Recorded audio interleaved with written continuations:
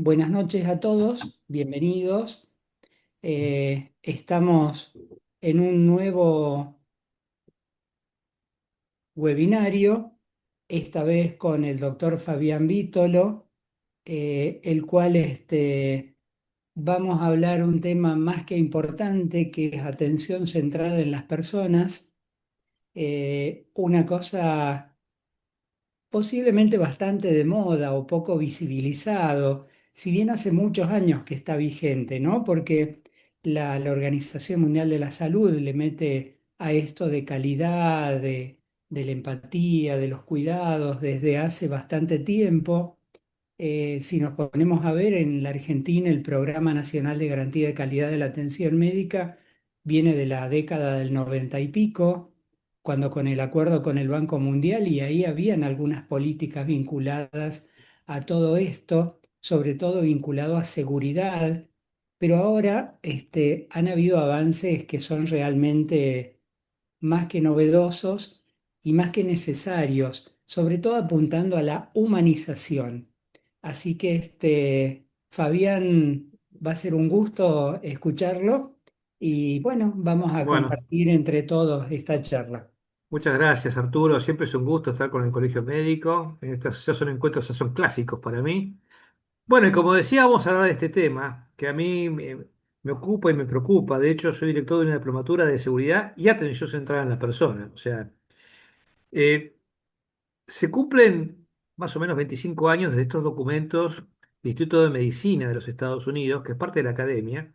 El primero es muy conocido, probablemente ya me hayan escuchado hablar, Errar es humano, que puso en el centro de la escena el tema de los errores asistenciales, pero el segundo es menos conocido y se llama Cruzando el abismo de la calidad.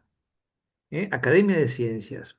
¿Qué es lo que decía este trabajo? Que entre la calidad médica que damos y la que podríamos brindar con los mismos recursos, hay una grieta enorme. Y esa es la grieta que nos debería preocupar a todos los que trabajamos en salud. Pero la gran cosa interesante de este trabajo es que te definió la calidad por sus seis grandes componentes, sus seis grandes dimensiones, ¿no?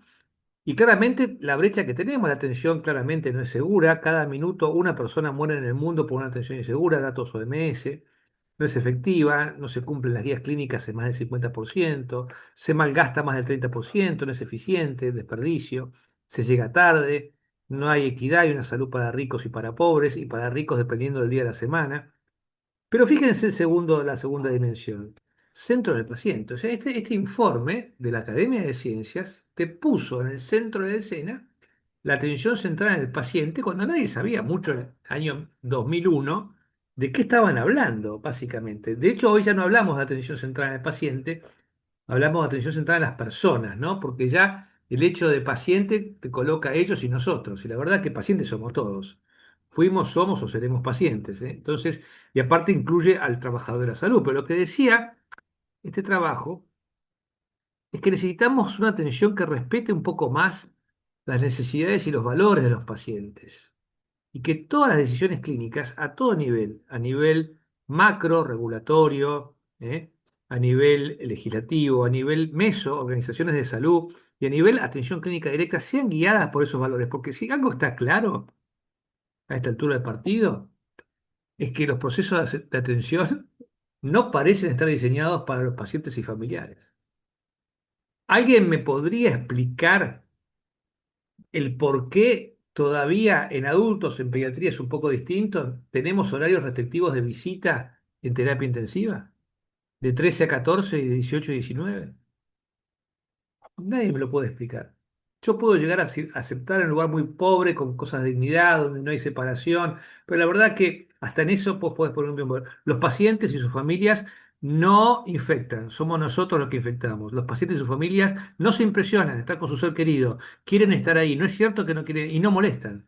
Todos los trabajos demuestran que es una gran experiencia, muy gratificante para la familia y para los médicos. Pero bueno, esto lo podemos avanzar. Entonces, claramente tenemos que empezar a ponernos en sus zapatos, adoptar de manera sistemática, consciente, haciendo un esfuerzo, la perspectiva del paciente y de su familia para organizar los cuidados. Y esto es un desafío enorme que tenemos porque no lo tenemos incorporados. Fíjense que los que hacemos calidad, seguridad, estamos muy imbuidos de los conceptos de triple, cuádruple y quíntuple meta. En el año 2008, Don Berwick, uno de los calidólogos, si cae la palabra más importante del siglo XX, estableció cuáles son los grandes desafíos que tenemos en el sector salud. Y fíjense, claramente tenemos que abandonar el paradigma de la atención de enfermedades para trabajar sobre la salud poblacional. Claramente tenemos que reducir el costo per cápita, hay un 30% de mal gasto, de desperdicio. Y fíjense ahí, lo de remarque, tenemos que mejorar la experiencia de los pacientes. Experiencia no es sinónimo de satisfacción, ¿no? Porque la satisfacción está muy teñida muchas veces de las expectativas. Una persona que no espera nada y que finalmente consigue ese turno o esa operación, bueno, va a estar satisfecha, pero todos los que estamos de este lado sabemos que probablemente no fue lo mejor, ¿no? Eh, y por eso quiero buscar experiencias concretas. Usted cuando se internó, la gente le sonreía, la gente era amable, usted cuando se internó le calmaban el dolor, usted cuando se fue de alta le dieron una medicación conciliada. Ahora fíjense, todo esto tiene que hacerse con la base del bienestar profesional. Creo que hemos hablado de bienestar laboral alguna vez. Ahora, ¿qué es lo que quiero decir cuando hablamos de experiencia del paciente? Vamos a ver un video que creo que es muy claro acerca de lo que es la experiencia del paciente. Baring Institute es un instituto que se dedica en el mundo a medir la experiencia mediante encuestas validadas. Es un instituto prestigioso y quiero que veamos este video. Si no se escucha el sonido, por favor, avísenme.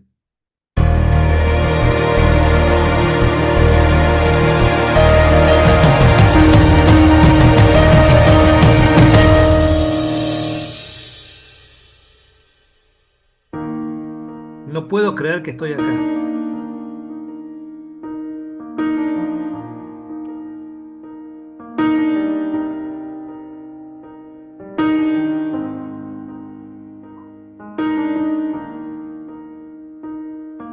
¿Por qué me tienen que hacer todo esto?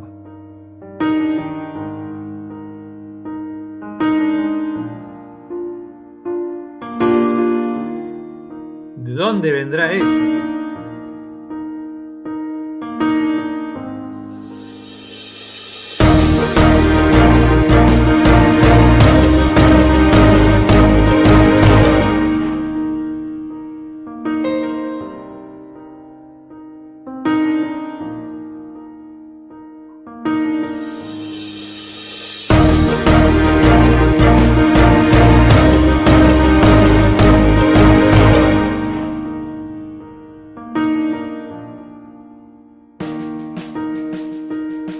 ¿Qué hace esta persona acá?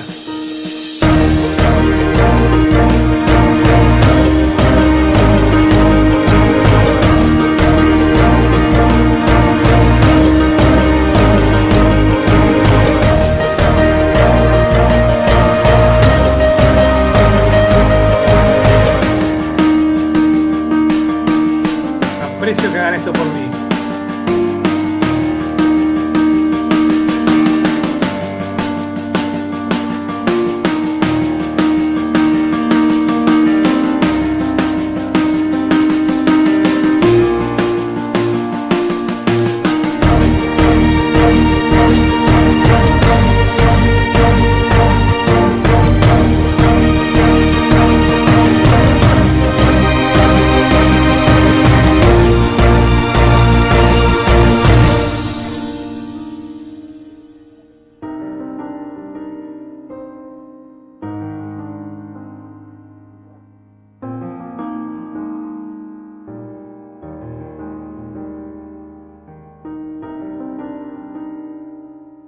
Creo que todo va a salir bien.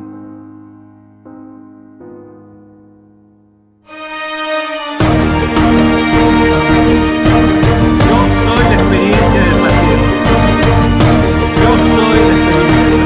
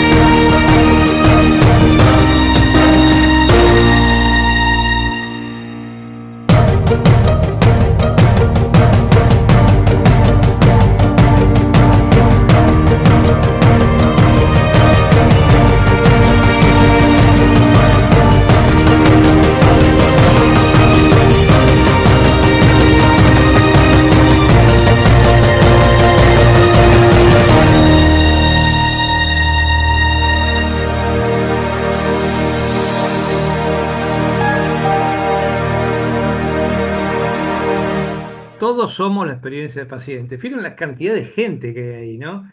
Y a los médicos nos gusta pensar que la experiencia depende de cuántos másteres hemos hecho o de cuántos trabajos tenemos publicados. Y acá voy a Michael Porter, uno de los grandes gente de management. O sea, hoy se está hablando mucho de crear valor. Incluso hay modelos de financiamiento basados en valor. Y esto es lo que se viene. ¿Eh? Pago en base a valor.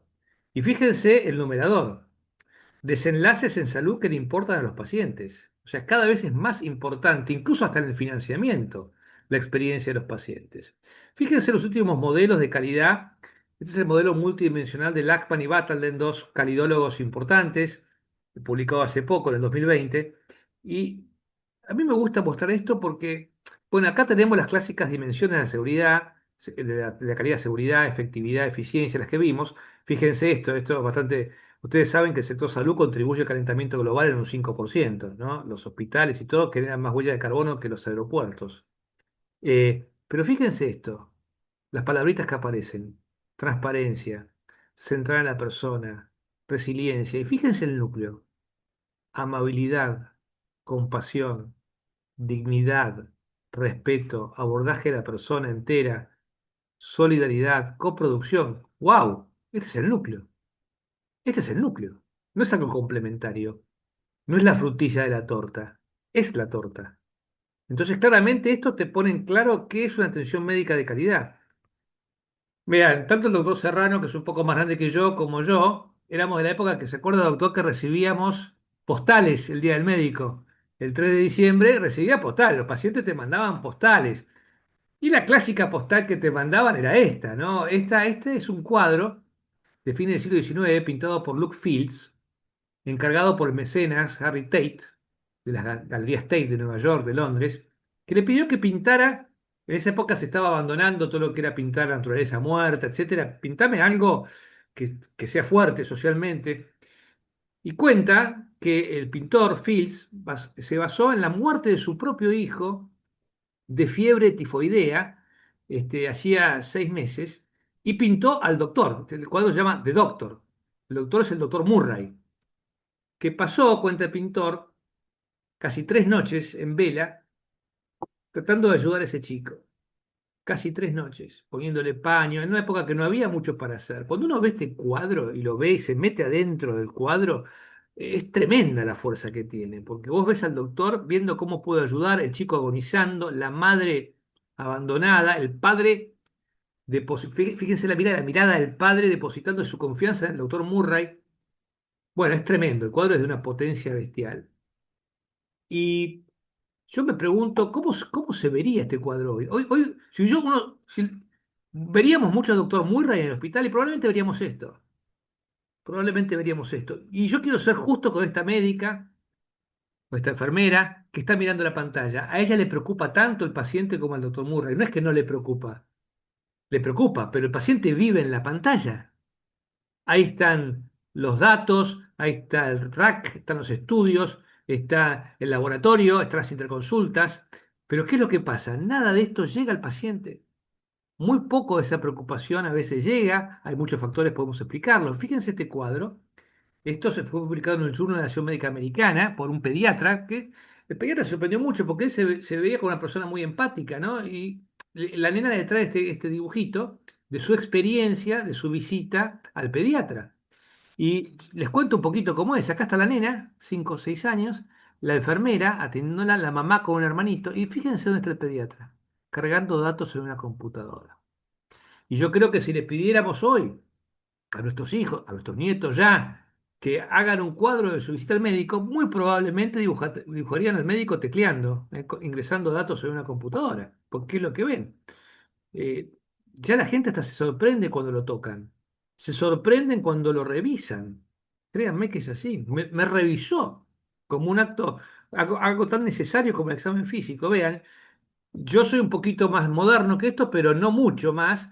Yo hice mi primer año de residencia en el Hospital Rivadavia de Buenos Aires, cirugía general antes de hacer neurocirugía, y eran pabellonados, y estaban los pacientes así, y pasábamos todos ahí, como pasan ahí, un poquito más moderno, pero igual, con todas las cosas que tenían de malas esas recorridas donde ni siquiera nos calentábamos las manos, ¿no? Tocábamos, o nadie identificado, pero con todo lo que podemos criticar esos pases, esa persona en ese momento se sentía el centro del universo.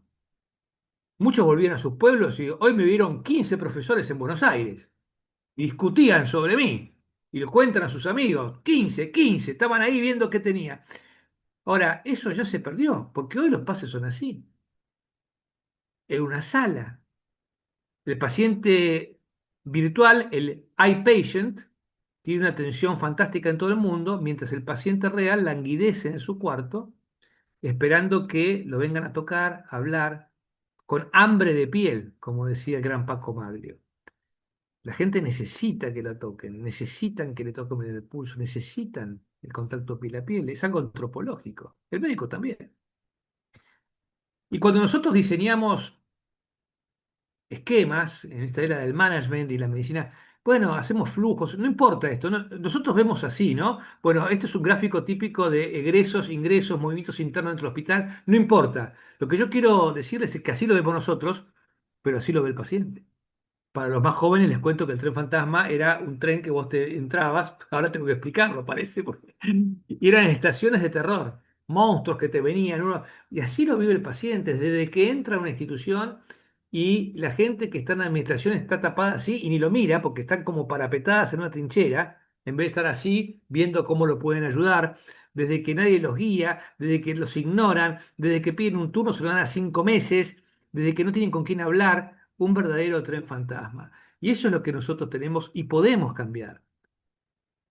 Yendo a la parte un poco más técnica de experiencia, hay distintas dimensiones y vamos a ir viendo cada una de qué se queja la gente, ¿no? Estas son 8 dimensiones clásicas de la experiencia, de cómo se modela la experiencia. Vimos que la experiencia es el conjunto de interacciones con todo lo que se hace en el hospital. La gente quiere estar informada de lo que está pasando, que le den información, que la capaciten, que la atención sea coordinada, que le manejen el dolor, que apoyen sus emociones, que los entiendan, que su familia y amigos formen parte de ellos, que haya respeto por mis preferencias, que no me manden afuera. Bueno, todas estas cosas son importantes. Vamos a ir viendo de qué se queja. Sobre la información. La gente se queja, pero estos son, ojo, yo se los pongo así, pero son revisiones sistemáticas importantes, encuestas de miles y miles de pacientes en todo el mundo. No me dieron información, no me dicen que me tengo que internar, que venga para internarme a las 8 de la mañana, son las 2 de la tarde y sigo acá con un suero en el office de acá en la entrada. Hay hospitales que te tienen ahí esperando 5 horas. Me dijeron que vienen a las 8. No me contestan las preguntas, las respuestas son ambiguas. No me explican qué son los resultados de mis análisis. La gente necesita eso. La coordinación, ¿no vieron? Ustedes no se hablan entre ustedes. Porque yo esto que le estoy diciendo a ustedes, señorita, se lo dije al otro turno y se lo dije al otro turno. Pareciera que no hablaran. La atención no está bien organizada. Tuve que esperar mucho. No me dijeron, nadie sabe quién es el médico que está a cargo. Todos nosotros hemos acompañado a un familiar, y lo vamos a ver adelante, y no sabemos quién es la enfermera a cargo a veces. Que te calmen el dolor. No que tenía que ir al baño, nadie me ayudaba. Llamaba y no. El personal no hizo lo suficiente. Me dijeron, ya no podemos hacer más nada por vos, ya te hicimos el rescate, pero a mí me sigue doliendo. No hay otra forma de que puedan hacer algo, hablar con alguien, porque me duele mucho. El manejo de dolor es una de las cosas que más modula la experiencia de un paciente estando internado y hoy, con la cantidad de cosas que se pueden hacer, anestesiólogos, medicina del dolor, no es justificativo para que una persona esté ahí en un grito de dolor. Sobre el apoyo emocional, no habló, no me dieron confianza, hablaban como si yo no estuviera ahí, no me involucraban, opinaban de mí sin mí, opinaban de mí sin mí. Vean. Es importantísimo el rol de la familia, ¿no? Recién decían en la terapia intensiva, a veces uno dice, bueno, este es un familiar molesto, ¿no? La gente tiene pánico de que lo tilden de paciente difícil, o sea, entonces a veces es demasiado sumiso. A mí me ha pasado de acompañar, y de hecho que soy médico, a una guardia, a un familiar, y todo el mundo, o sea, bueno, ya te van a atender, ya, pero bueno, tratando de poner paños fríos, y uno se da cuenta de que hay cosas que... Entonces, claramente respetar ese rol de abogado del familiar. A ver, la familia no sabe. Y de repente se acabó el suero. Para mí, yo veía que caía una gota y de repente no cae más. Yo no tengo por qué saber de que eso es una pavada pero yo voy a ir, o que está sonando una alarma. Por ahí es una pavada, se soltó un electrodo, pero él se asusta. Entonces, claramente, el rol de la familia es muy importante. Familia adentro, familia en el pase, familia compartiendo información. Y por supuesto, acabar con los compartimentos estancos, ¿no? Paciente en condiciones de alta, con tropos consultorios externos y que Dios te la mande buena. No sé que lo puede, o sea, es decir, tiene que haber la epicrisis, la medicación conciliada, los exámenes que falta retirar, guiarlo en esa transición. La transición es muy importante, pero desde todo punto de vista, porque después vuelven por un mal manejo de la medicación, se reinternan, aumentan el gasto, aumentan las complicaciones. Todo esto hace la experiencia. Bueno, la clínica del doctor Cureta también es una prueba de los más antiguos. Ya nadie sabe quién es la clínica del doctor Cureta, el doctor Serrano sabe, yo sí sé, y probablemente la mayoría de los que lo estén escuchando, doctor, no tengan la más pálida idea de lo que era la clínica del doctor Cureta, pero una clínica que era así, ¿no? Donde era un desastre, ¿no? Un desastre. En la revista Humor, en la época del proceso que tanto disfrutamos. Pero bueno, estas cosas son importantes y vos tenés que ir a buscarlas. Tenés que ir a buscarlas. No, no basta con un programa de queja. Hoy se habla mucho de PROMs y PREMs. PROMs son resultados evaluados desde la perspectiva del paciente. Patient Reported Outcome Measures. Y PREM es la experiencia reportada desde el punto de vista del paciente. ¿Eh? Entonces, hay muchísimas formas de ir a buscar esta experiencia. O sea, vos no te podés quedar con un libro de quejas. Vos tenés que ir a buscar la experiencia, tenés que hacer encuestas. Algunos tienen una oficina de experiencia del paciente, hacen grupos focales, por ejemplo. Esto junto a un grupo de gente que estuvo mucho tiempo, esto en instituciones grandes, ¿no? Contar historias. ¿Eh? Bueno, esto también se usa en instituciones muy grandes, los mystery shoppers, ¿no? Trae a un amigo, y contame cómo te trataron. Y es como el paciente encubierto, ¿vieron? Como una televisión, que va y después te cuenta. Bueno, hay que ir el concepto que les quiero dejar es que hay que ir a buscar esa experiencia. Los prompts miden, hay buenas encuestas validadas a nivel internacional, miden esto, ¿no? ¿Cuál es tu percepción de resultado a 6 meses y a un año? Que muchas veces es distinto de la del médico, porque el traumatólogo te puede decir, mirá qué bien que quedó el fierro, perfectamente alineado, mirá cómo están los tornillos, y el paciente te dice, pero a mí me sigue doliendo. Con lo cual, el resultado es el que dice el paciente, por más que vos digas que el tornillo está fenómeno. Entonces, claramente, todo, cómo son sus funciones en la vida diaria, cómo influyó todo esto. Y los PREM son las experiencias, ¿no? Todo esto, o sea, ¿cómo fue tu experiencia al internarte en mi casa? ¿Cómo la pasaste?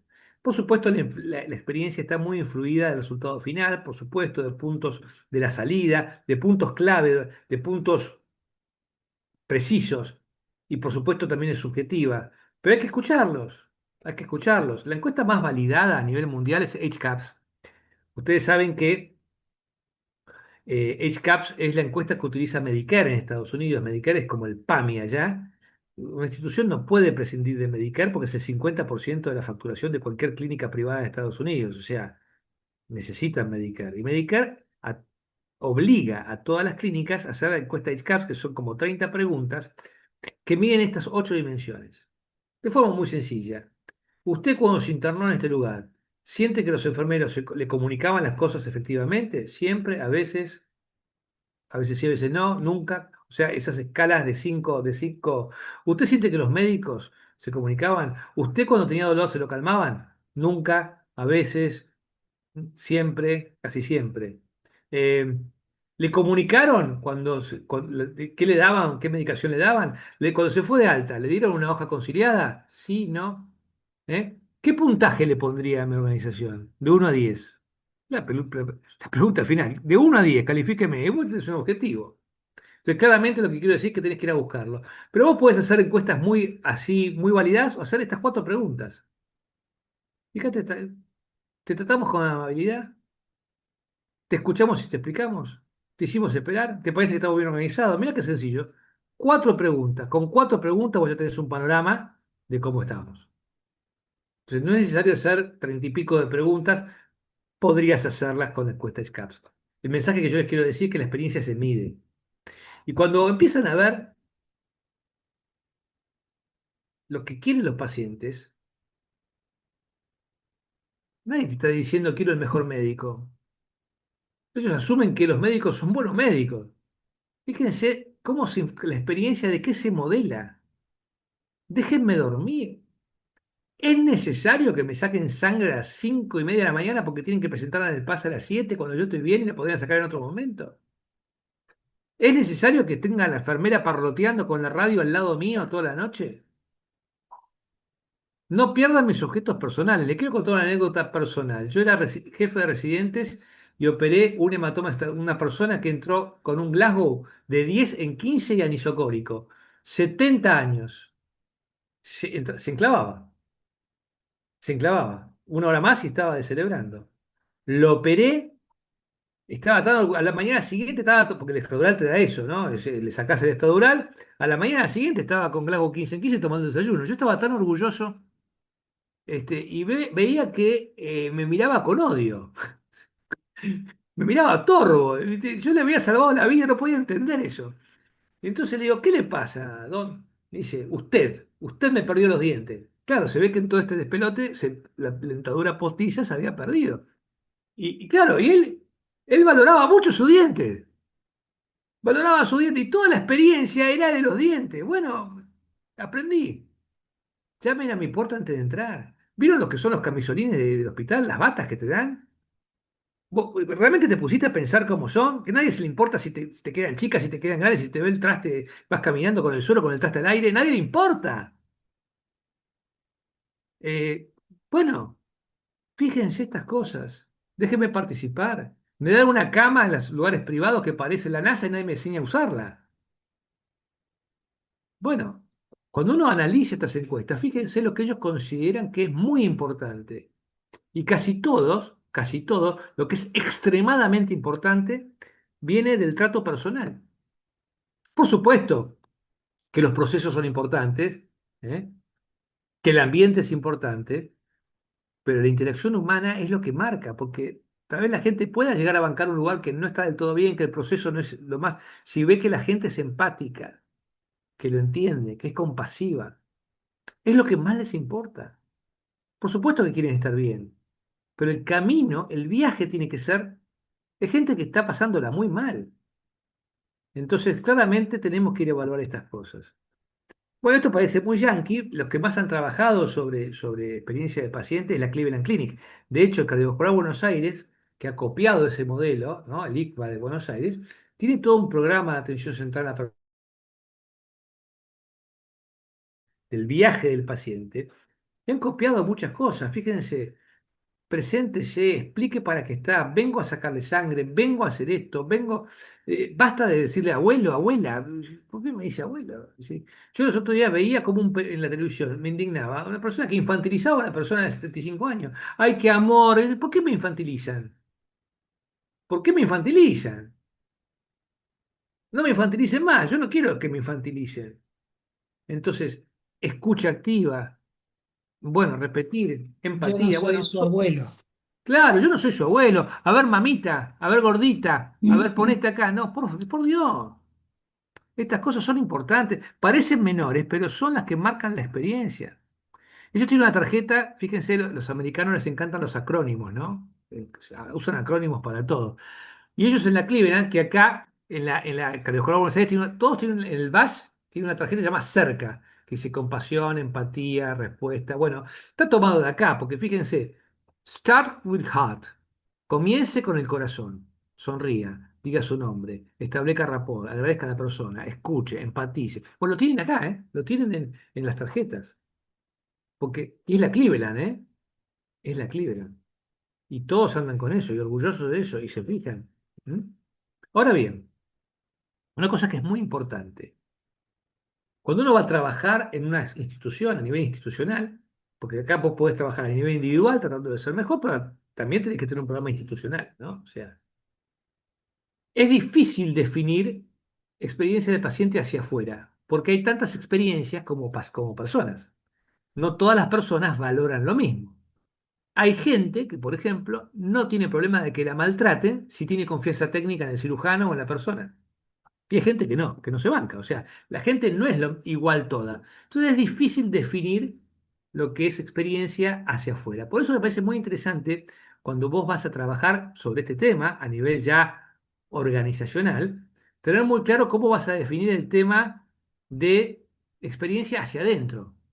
Que mi gente, mis médicos, mis enfermeros, sepan qué es lo que entendemos en esta clínica por experiencia. Con este orden, con este ranking. eh, no es cierto que el paciente tiene siempre razón. Lo primero es atención segura. Y si yo tengo que suspender la cirugía porque tenemos una duda, vos probablemente no estés satisfecho, tu experiencia no sea muy agradable, pero lo primero es la seguridad. Y eso tendrás que explicar, manejar la expectativa. Por supuesto, lo segundo, atención de alta calidad. Es decir, yo te tengo que movilizar al día siguiente de una cirugía mayor porque quiero evitar un tromboembolismo y seguramente la experiencia te duele, no va a ser, pero te tengo que hacer. Tenés que modelar esa experiencia, tenés que manejar las expectativas y después viene todo lo demás. Después viene todo lo demás, el piano en el lobby, el saumerio, la visión, pero lo primero es seguridad y calidad. Entonces tenemos que avanzar hacia un nuevo paradigma de relación médico-paciente. Claramente, siguiendo al gran Quino, cuando dice atención centrada en la persona, la pregunta de millones, ¿en qué momento nos descentramos? Porque, a ver, siempre estuvo la persona en el centro, el médico, o sea, en la historia de la medicina, el médico es la persona respetada, que el paciente era el centro. ¿Pero en qué momento nos descentramos? Bueno, acá es una opinión personal, mientras vemos al gran Quino, ¿no? Ahí, creo que con el avance científico del siglo XX, el eje se cambió del paciente como fin al paciente como medio para la lucha contra la muerte y la enfermedad. O sea, este cirujano se ve como yo que una vez me veía cuando operaba neurocirugía, un semidios, que está ahí. El paciente era un medio para prolongar la vida. La verdad que queda minimizado. Fíjense este cuadro que bien representa esa imagen del médico, ¿no?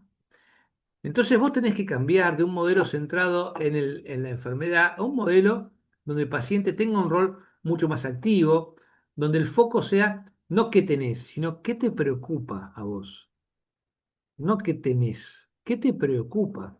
El gran Paco Maglio, lo cito por segunda vez, un chico de 16 años que tiene toda la cara con acné, no tiene acné, no tiene acné, tiene vergüenza.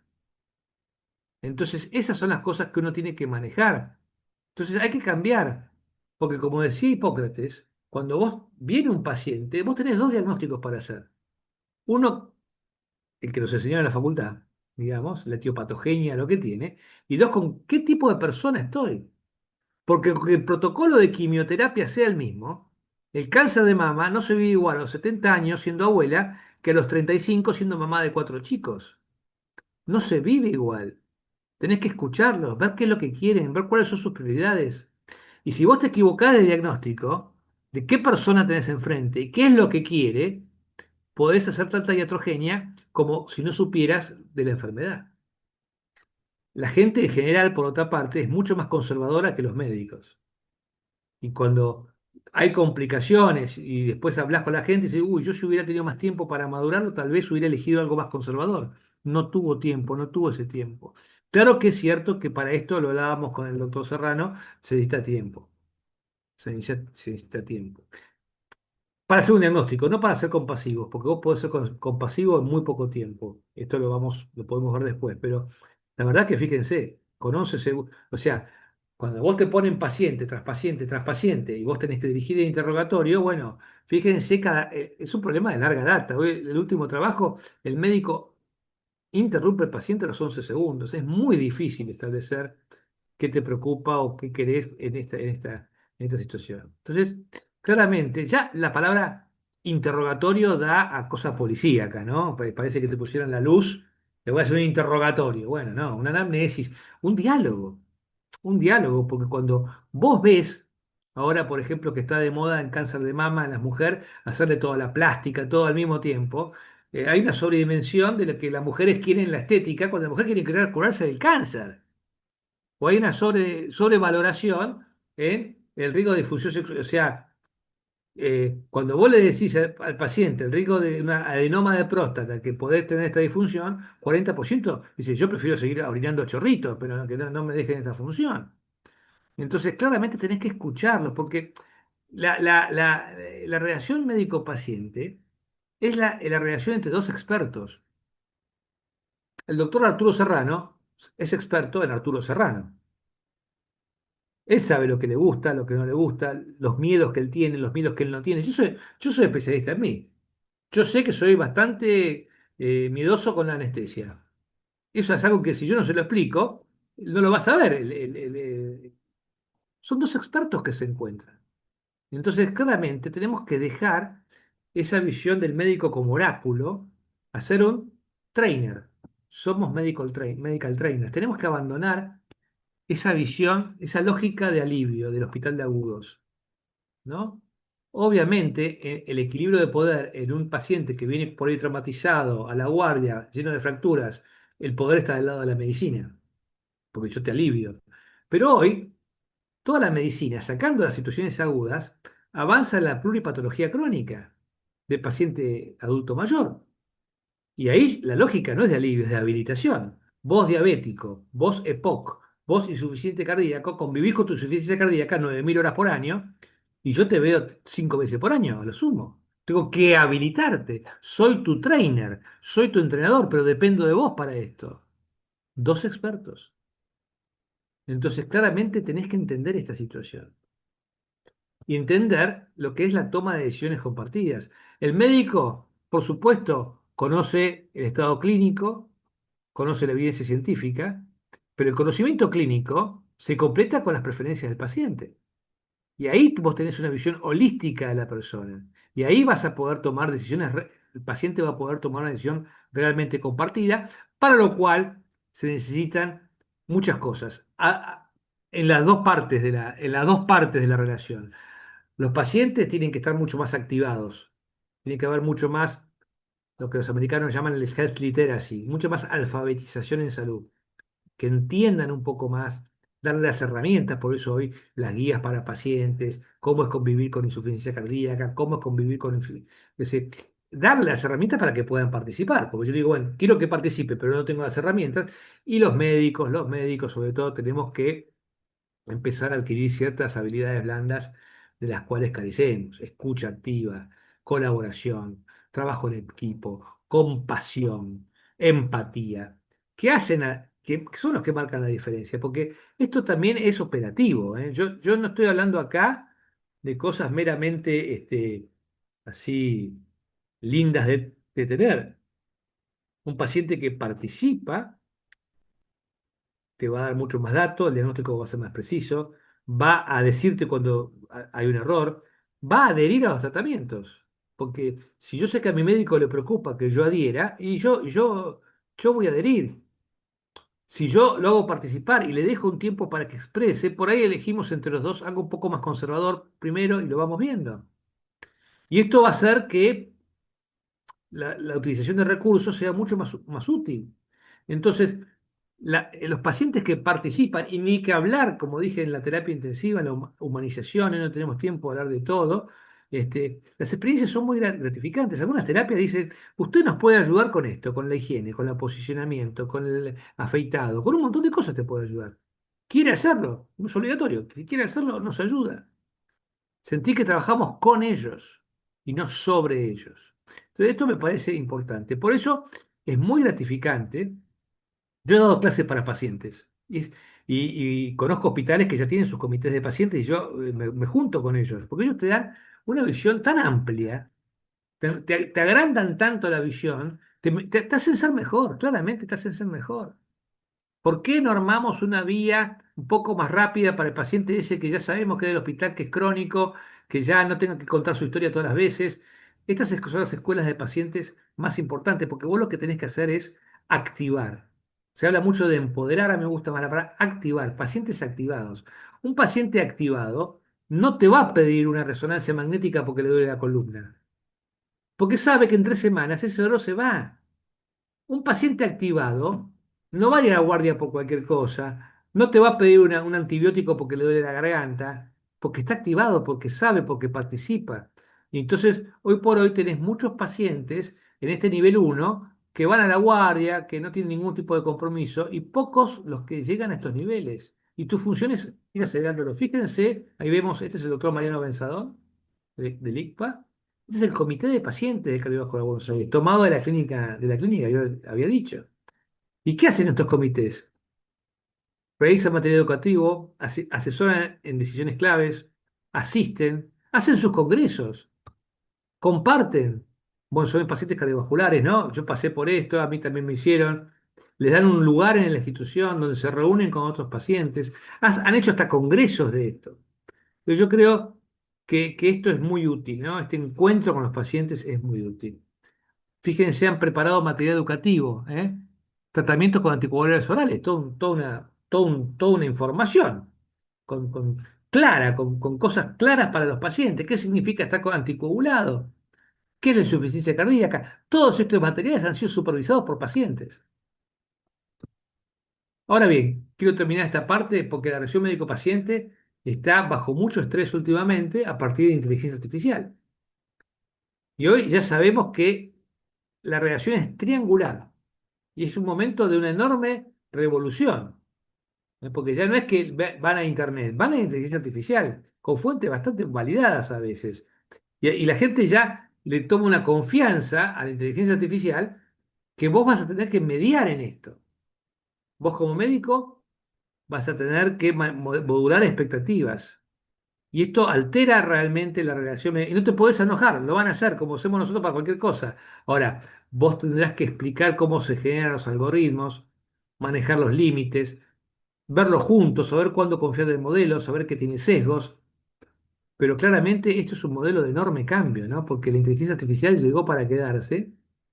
La gente confía mucho y a veces hace bien porque hay buena información ahí. O sea, pero si vos podés traducirle, leerlo juntos, ver la fuente, decirle esta fuente sí, esta fuente no, bueno, ahí tienes un rol enorme. Y por supuesto que todo esto requiere tiempo y habrá que ver cómo lo maneja.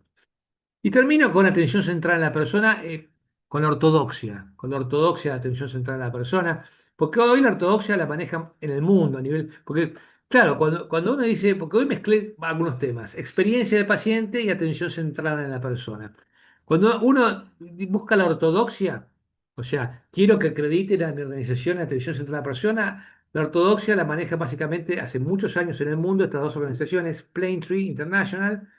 Ahí están los fundadores, Angélica Turiot, y Picker Institute, que hoy forma parte del IHI, pero que era personas que a partir de experiencias personales se dedicaron a, con mucho dinero, armar estas ONG. Plaintree incluso ahora acredita en atención central a la persona. Ha estado dando vueltas en Argentina, así como se acredita en seguridad, se acredita en atención central a la persona. Y todas hablan más o menos lo mismo. Picker habla de alianzas beneficiosas, activa participación, un poco todo lo que hemos venido diciendo, ¿no? Ahora bien, el centro del paciente comienza en la gestión, porque si no parece que es todo blando, ¿no? O sea, todas las sonrisas del mundo no alcanzan si yo pido un turno y me dan un turno cada a los 8 meses, digamos, o tengo que esperar 6 horas en la guardia, o sea, no está separada la gestión, ¿eh? Pero claramente vos tenés que trabajar sobre las dos cosas. Mejorar la gestión para que la experiencia sea buena y también todo lo que es, si querés, la experiencia subjetiva de la atención. Entonces, no son solamente habilidades blandas. Si yo quiero trabajar en, eh, en la experiencia del paciente, y voy a generarme una estructura. Decir, bueno, pacientes en terapia, no me pongan la silla de playa para quedarme 24 horas, poneme un silloncito que yo pueda hacer cama. Es estructura, son procesos. Preocupate porque el paciente, el flujo viene y se interna, y no tenga que. Preocupate porque su alta sea bien programada, ¿eh? Claramente no es solamente, no estoy hablando solamente de la parte humana, sino también de la parte operativa para que la experiencia sea importante. Y acá vemos un poco, repasamos lo que estuvimos viendo, los 8 principios de Picker: respeto por los valores, coordinación, información, ¿no? Bueno, un poco lo que veíamos antes, se repite un poco: apoyo emocional, participación, insisto, este rol de abogado de la familia, continuidad, es muy importante la transición, ¿no? O sea, no sacarnos el paciente de encima, porque nosotros vemos fotos, ya no es más mi paciente, pasará a ser paciente del centro geriátrico, del centro de otra gente. Pero no, el paciente es una unidad. Entonces, esa parte es muy central en la experiencia, ¿no? ¿Cómo me derivaron? Acceso. Y Plaintree es parecido. Bueno, estas cosas se bajan. Es toda una disciplina, hay gente que estudia esto. Activación, un poco lo mismo, espiritualidad, terapias complementarias, información, educación. Se repite. Y esto es lo que les decía. Está estudiado, aumenta los niveles de satisfacción, reduce los costos hospitalarios, o sea, no es solamente la cosa blanda. Acá me quiero detener porque Health Foundation es una especie de think tank del Servicio Nacional de Salud británico. Y me parece que esta diapositiva, este loguito, reúne muy bien lo que uno quisiera de la atención. A mí me parece que es una declaración de valores importantes. Yo quisiera que la atención sea personalizada, holística, coordinada, en un marco de dignidad, compasión y respeto que activa a los pacientes. ¡Wow! Qué bueno, ¿no? Eso es calidad, en definitiva, atención personalizada, coordinada, en un marco de dignidad, compasión y respeto y que me activan. Ahora bien, para ir finalizando, los grandes motores de esto. El primer gran motor es la empatía. Vieron que la gente dice, yo no me puedo imaginar lo que debe ser tener a tu hijo en terapia intensiva. Bueno, imagínate, haz el esfuerzo, trata de sentir lo que yo siento. Ustedes saben que la empatía, esto de sentir lo que otros sienten, tiene bases neurofisiológicas. Cuando se hacen resonancias funcionales o tomografía por emisión de positrones, por ejemplo, a un hijo que está cuidando al padre, un padre que está cuidando a su hijo enfermo, le hacen la resonancia, se activan zonas de dolor en los dos, las neuronas espejo. Literalmente están sufriendo juntos, literalmente. Y no se trata de micromomentos, ¿eh? Micromomentos, ¿no? No es cuestión de a veces uno con el tema de la transferencia y contratransferencia, son micromomentos, sentir. Ahora bien, la empatía no alcanzaría, ¿no? Porque la empatía es la vía aferente, la vía sensitiva. Y ahí tenemos la compasión, que es la vía motora. A partir de esto que yo siento, a partir de sentir, yo me siento urgido a tratar de hacer algo. Por eso la compasión es empatía con acción. Por eso decimos que la empatía duele, pero la compasión sana. Eh, y también se iluminan zonas de gratificación. Fíjese Pachadams, el fundador de los payamédicos. Linda la historia de él. La película es muy buena, también en la época del doctor Serrano y mía. Ya me estoy quedando antiguo con mis películas, con todo. Pero bueno, el que la pueda conseguir es muy buena, porque Pachadams lo ninguneaban, ¿viste? El tipo se daba cuenta. Fíjense, Pachadams, cuando uno estudia la vida personal, él fue víctima de bullying de chico, no la pasó bien. Pero fíjense lo que dice, ninguna universidad enseña que la compasión es fundamental. Quiero desarrollar una currícula que enseñe compasión. Y la compasión, para quienes quieran leer este libro, es hasta clínicamente relevante. Está probado los beneficios fisiológicos de la compasión. Menos dolor posoperatorio, menos hipertensión, mejor manejo de la glucemia. Lean el libro y vean la revisión sistemática que hicieron estos dos muñecos. Beneficio psicológico, mejora el autocuidado, mejora la calidad, o sea, es un insumo necesario. Y termino con un video que los que hacemos calidad lo conocemos mucho, pero el público se renueva, probablemente lo hayan visto. Vieron que mencioné mucho la Cleveland Clinic hoy. Bueno, ellos cuando hicieron su campaña se llamó Los pacientes primero, hicieron para concientizar a su gente este video. Y termino con esto. Dura 2, 3 minutos.